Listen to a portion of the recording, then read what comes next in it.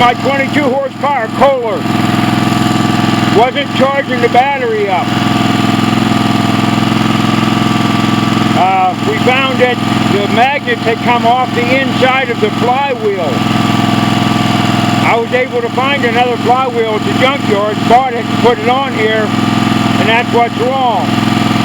You can see I have the test leads hooked up to the output on the stator. It's charging 36 volts at about half throttle.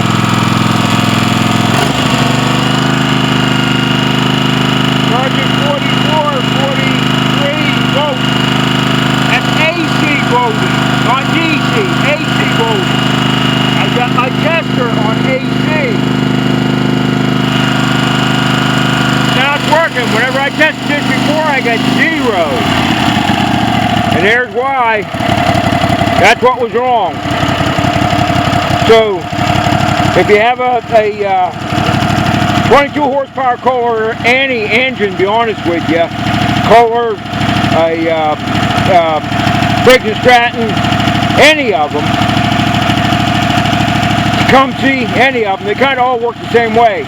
If it's not keeping your battery charged, this is one of the things to check to make sure it's charging your battery.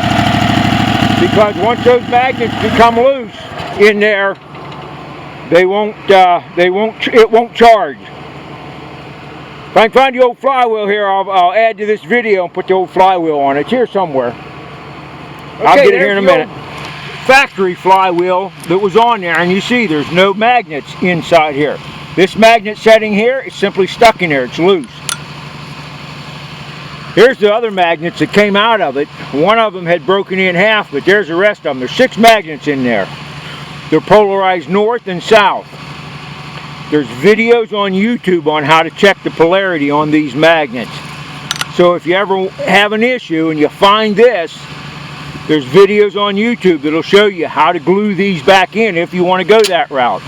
I found a used flywheel for 10 bucks. It wasn't worth messing with this for 10 bucks.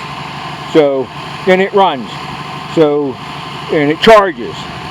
So there's what I was looking for. So if you ever have a tractor that's not charging and you can determine it, you got a good battery and your voltage regulator's good, and there's videos on YouTube show you how to check that. There's plenty of them. The next thing to look is take that flywheel off and check, see if all the magnets are in there. If they're not in there, it ain't ever going to charge. Like I say, you can either glue them back in, or you can go buy one, or you can buy a brand new one off of eBay or whatever. But that's it. She's charging now. I know it's charging because it's showing on the meter, so that's what I was after. Hope this helps somebody. God bless you. Thanks for watching. Okay, we're all back together. Get everything taken care of, and I hooked my battery tester up. And you can see it in idle. Charging 13 3/4, almost 14 volts. So our charging system is now working. When you rev it up, 14.5 volts. That's what you want to see. Right there. That tells you the charging system's working. These things are great. This is Harbor Freight. Bought this a long time ago. I've had this for years from Harbor Freight. These are great for testing charging systems, testing batteries. It'll do a load test on a battery. You need one of these. It's going to work on the equipment. Anyway, there it is, working great. Thanks for watching. God bless.